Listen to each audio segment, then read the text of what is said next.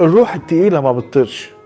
طول ما انت شايل في قلبك غل من حد، انت المسجون مش هو. الهدف من الايام دي انك تفتح القفص اللي انت حابس فيه روحك، وتفهم ان المسامحة هي قمة القوة مش الضعف. في مرة ملك طلب من الوزير انه يملي كيس رمل ويمشي بيه. الوزير كل ما يمشي يلاقي حجر يرميه جوه الكيس لحد ما ظهره انحنى وما بقاش قادر يتحرك. الملك قال له الاحجار دي هي غلك من الناس، طول ما انت شايلها انت الوحيد اللي بتتعطل.